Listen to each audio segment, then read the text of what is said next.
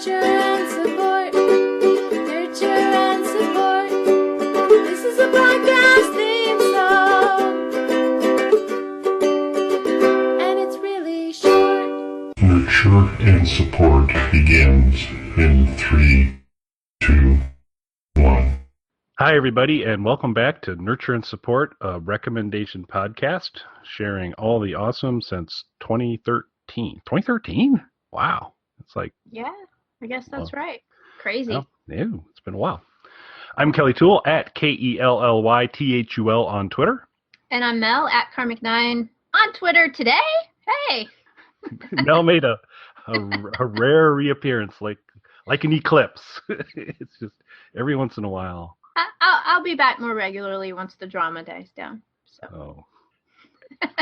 We'll see. I'm not sure if the drama's going to die down. Just so for context and timing wise, I believe this episode will be coming out the Friday of the week we had an election in the United States, and Mel and I are recording before that outcome is determined. Yes. So I may not be here ever again. This may be the last show that I'm here for before I try to seek asylum somewhere. But hey, we'll find out. Crazy times. All righty. But on to happier things. Let's talk about recommendations. So I'll start things off this week. My recommendation. So Mel, did you ever see a movie probably released before you were born? Maybe. I'd have to check the dates. Westworld. The original Yul Brynner. The original Yul Brynner Westworld. I did see it, but I don't remember a whole lot about it other than when I was a kid, Yul Brynner was hot. That's all I can remember. Y'all should see Kelly's face right now. I don't know. The whole King of Siam look, I don't know. But hey, it's not for me to judge. I'll accept your assessment of hotness. Of Yul Brynner's hotness? Yes, okay. I will accept that. But the original Westworld movie, the good old glory days of cheesy sci-fi where there was these worlds that were created, an entertainment complex that people could come to and kind of live out their fantasies, and it was populated by robots. And in Westworld, which was the name of the movie, there was a Westworld, but there was also like a medieval world. So they had several different ones you could go to. So it was kind of like Disney World, where you had the different lands to go to. And it's a pretty fun movie. And this is before CGI was rampant for effects. So at the end, Yul Brynner is a hot robot in this one, and a little less hot when his face gets kind of melted off towards the end, and you see all the mechanics, the big kind of scary part at the end of the movie. But it's good. It's a good, fun movie. If you've not seen the original Westworld, you should. But my recommendation is the new Westworld, which is on HBO, an original series, and it is pretty enjoyable. There have been some folks, as I've kind of read, said, hey, this is HBO's next Game of Thrones. I don't necessarily know about that, but that's because I'm like crazy Game of Thrones fan, big time. But it is very entertaining and intriguing. However, it's a little unclear right now. You've got to kind of do homework, or you got to really pay attention to it, because there's a lot of layers going on right now, and I'm not 100% sure, but we might have some timelines going on here where there may be some things that we're seeing all sequentially shown together that actually happened at different times. And in this one, the robots started out kind of Yul Brynner-esque, that they were biomechanical, a lot of gears and whirring type of things, and somewhat closer to Pirates of the Caribbean, kind of, you're kind of look real, but not. And they slowly evolved to where they began using 3D printing and some magic white substance that seems to be core to making the robots, where now much very similar to us from an anatomy standpoint and all that. So it's no longer like an underskeleton of a machine. They're manufactured, but they're manufactured to be very, very human. So it's almost to the point where you can't tell the difference. So it's a real interesting show to watch on multiple levels, because you start to kind of ask questions along the lines of, well, these robots, while they're programmed and they have kind of canned responses, you start to kind of feel sorry for him because it's kind of a suck job to be a robot at Westworld, because your main job is to there's the way Westworld works is there's guests and there's hosts. The robots are the hosts, and the guests are the people that kind of come in for $40,000 a day to enjoy all that is Westworld. We're a little unclear where we're at, but we're at a point in the future where all disease has been eradicated, and so it's at some point deeper in the future. I don't know how far, but you start to kind of feel sorry for the robots, who's pretty much they're like, well, I wonder who's going to shoot me today or do other things to me today, because the guests can pretty much, I'm going to go all black hat, and they can be horrible to everybody. Mm-hmm. So you have that kind of interesting interplay about the kind of morality of treating that, and there's this question of burgeoning consciousness. Are these robots actually starting to become self-aware and conscious? So it's very, very interesting there to kind of see. But because they're so darn close to humans, the one thing that's a real head scratcher to this whole thing is you don't really know, are some of these main characters actually hosts, or are they real people? And I'm assuming those reveals will come over time, but all bets are off. I mean, I couldn't tell you if all the characters all the way through it, which ones. I think any one of them has the potential to be a host, has potential to be a host. Anthony Hopkins is in it as one of the park's founders. He's outstanding in the typical kind of creepy and Anthony Hopkins kind of way. And Ed Harris plays the Man in Black, which was the Yul Brynner character-ish in Westworld, where Yul Brynner was a host/robot in Westworld.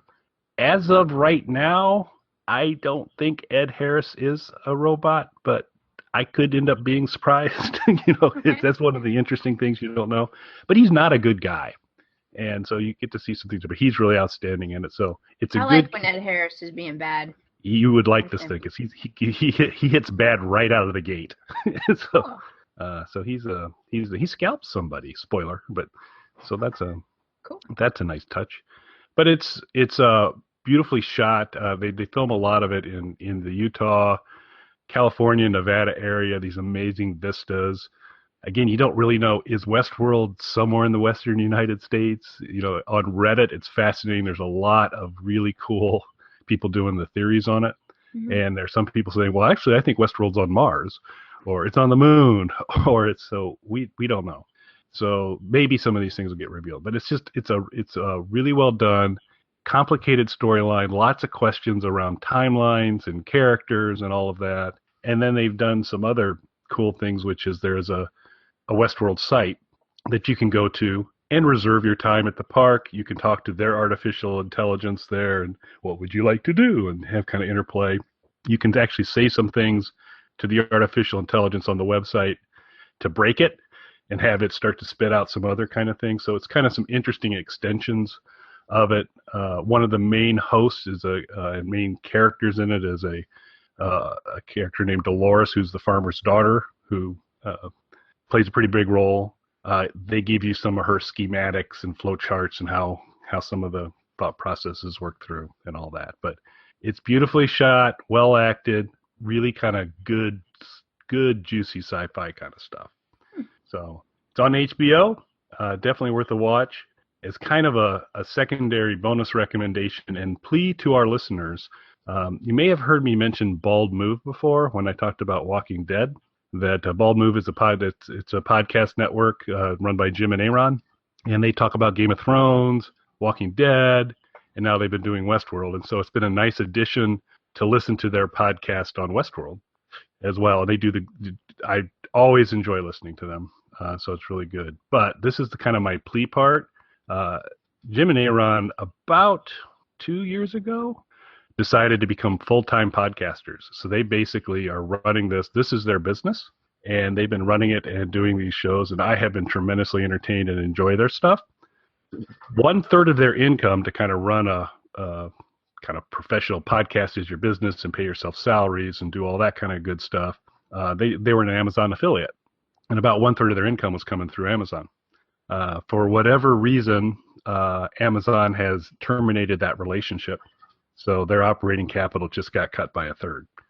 So they're perilously close to not being able to continue this on for much longer because this is their job and they got to do some things. So Bonus information I'll put in the blog post is there's a website called SaveBaldMove.com where you can go watch it's about a 40-minute video where Jim and Aaron step through their finances, how they're doing it, where the money's going, what their situation is.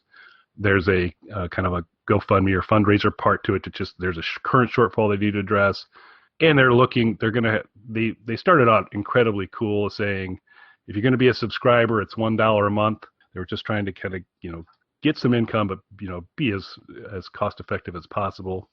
After losing a third of their income, that's really not going to work anymore. So they're going to likely revise to what you tend to see on the more standard pay for podcasts of $5 a month. So that's what their membership's going to become, $48 for a year if you pay in advance. So they're on the quest for getting current subscribers to re-up on the new one, but if not, we can write it out, get new subscribers, and obviously they're going to lose some with the price change. So I've really enjoyed their material. So I wanted to just kind of alert you to it. One, so you can maybe listen to them a little bit, and if you like them, consider helping them out, because I sure hope they stick around and keep doing their stuff, because I enjoy it a lot. And of course, Mel and I will continue to remain free because we know what price the market will bear. Yeah, we don't get paid for this, y'all, in case you couldn't tell. Yeah, those are difficult dots to connect. Yes. So their subscription model, is it just through their website, or do they have like a Patreon? Well, they did Patreon for a while, and actually in that video, they kind of stepped through some of the different processes they did. Because of the tiering in Patreon, a lot of times between if you're at this level or that level, they were like, well, geez, for like some of the higher level stuff, we were creating stuff for a handful of people, and they'd rather kind of hit a broader audience. So yeah, they decided. So it's been through their website.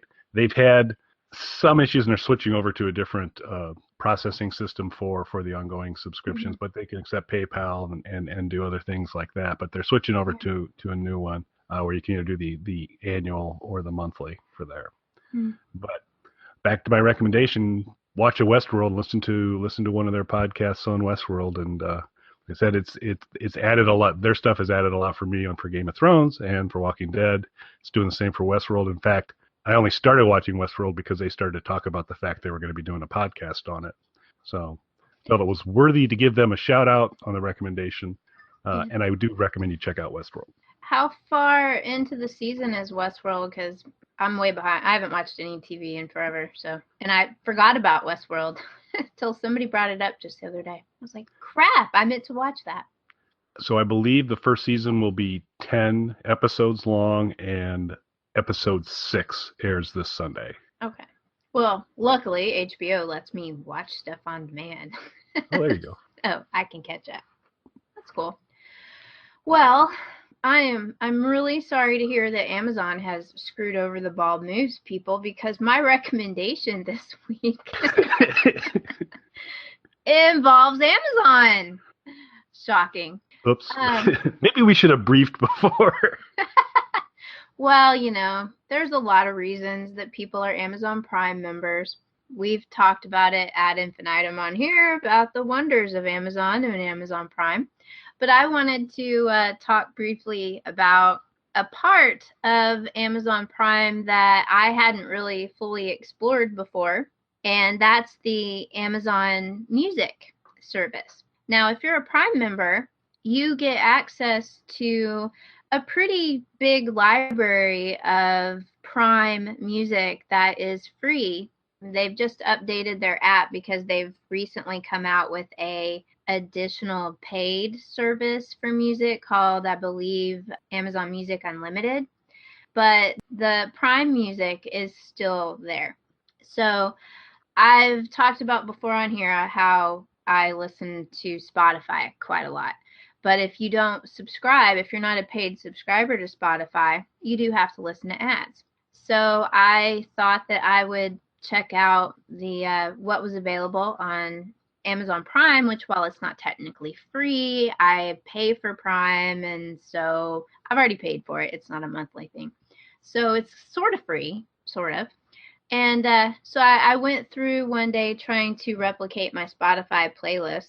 And while not everything is available for Prime streaming that is available on Spotify, they've got plenty of stuff. So if you're really hooked on one particular song, You do have the option of being able to buy that individual song, since if you're one of the people that buys your digital music from Amazon like me. I don't typically buy my digital music from iTunes. I usually get it from Amazon. So any digital music that you've bought from Amazon is in your cloud, and you can add it to playlists and stream it without any additional ads. So it's actually pretty cool. And since I started jogging again, listening to my Zombies Run podcast, or not podcast, but game app, and you have the option of now adding in streaming music. And I was trying to do that with Spotify, but then the ads would come on at really the most horrible time.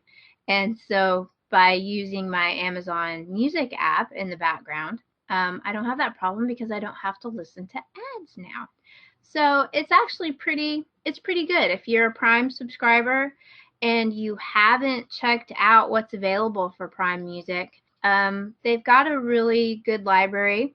And the added bonus is if you've bought any of your digital music from them, it's in your cloud and you get to stream it without having to download it to your phone.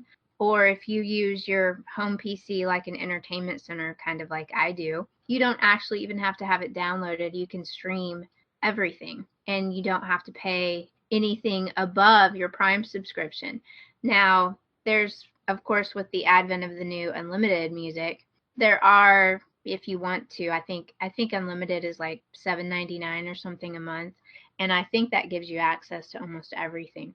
But that's a few dollars more if you want to go that route. I'm happy right now with between my music library and the Prime Music library. I really haven't come across anything that I had a problem with. There are some songs that aren't available on Amazon that are available on Spotify, and vice versa. I found some stuff on Amazon that I couldn't find on Spotify, but so far I'm pretty happy with it. So I've been a Prime subscriber for a very, very, very long time, and I just have never really gone through the music options that were available when they came out with the Prime streaming music a couple of years ago, because I was happy with Spotify and hadn't really had a problem. So once I took the time to go through and make playlists, they've actually upgraded all of those services too, because they were coming out with unlimited. So it's all streamlined and working much better than it used to. So if you tried Prime Music before and weren't really happy with the player and the PC app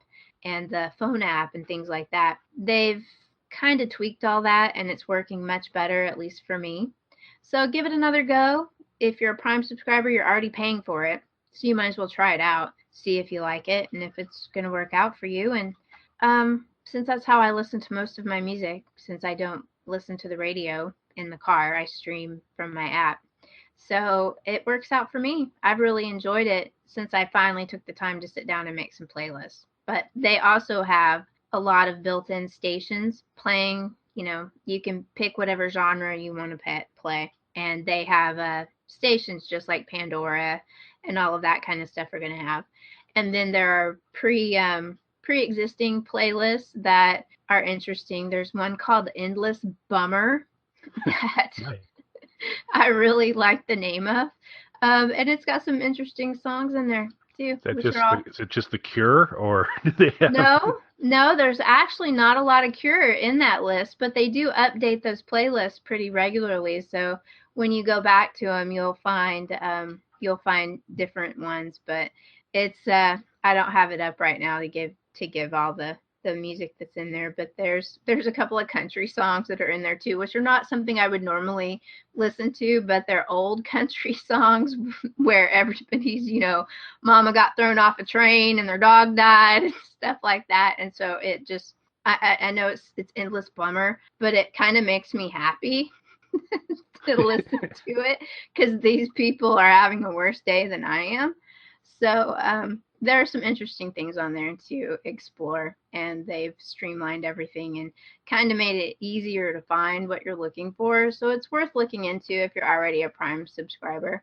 And if you're thinking about becoming a Prime subscriber, it's another thing to look at to see if you want to try it out, especially if you are paying for a music subscription service out there. It's hard to beat the pricing for Amazon Prime with all of the stuff that you get with it. So take a look if you're even remotely interested in it. And if you're already a Prime subscriber, check it out. And it's the Amazon Music app for everything out there. There's an app to play on your PC, and the web player has been greatly, greatly improved. I've been playing it on the web player on my out of the web browser and haven't had any problems, whereas that was an issue before that I had. But it's working flawlessly for me now. So check it out.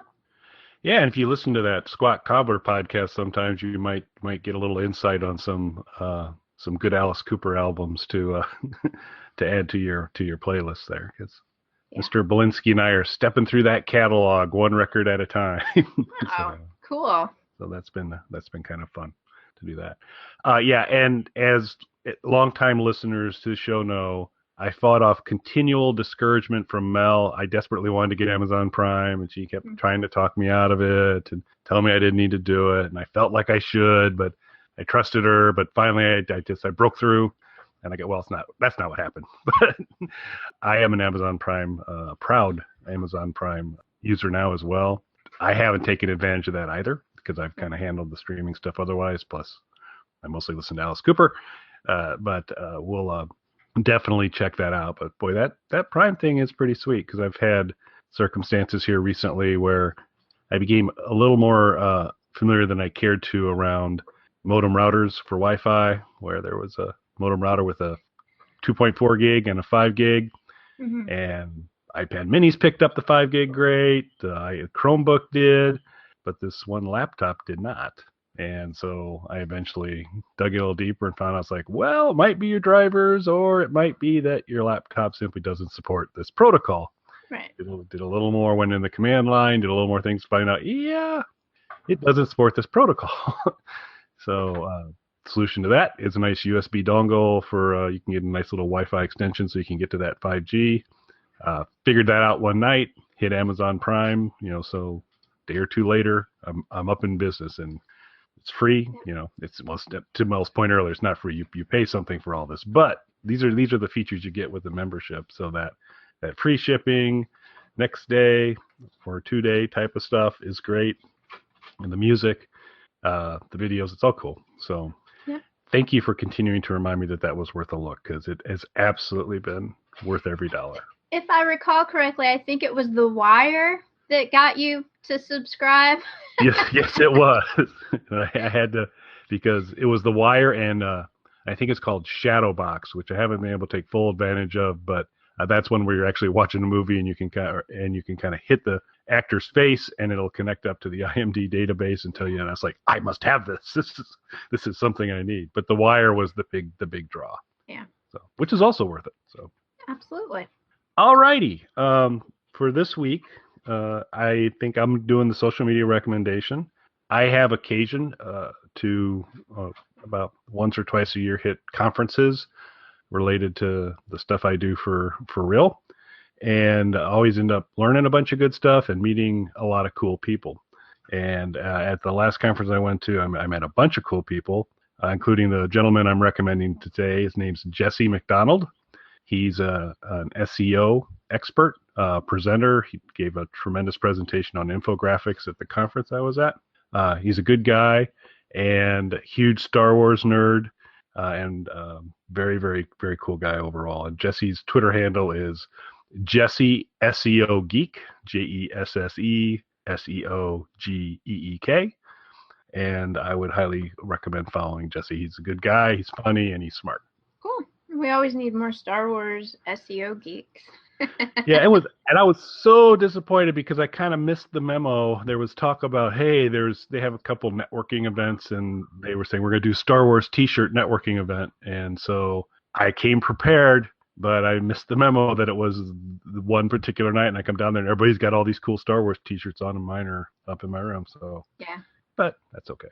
So I got to take the picture of all the people in the cool Star Wars shirt. You got to be the curator. That's right. I guess that was something. Yes.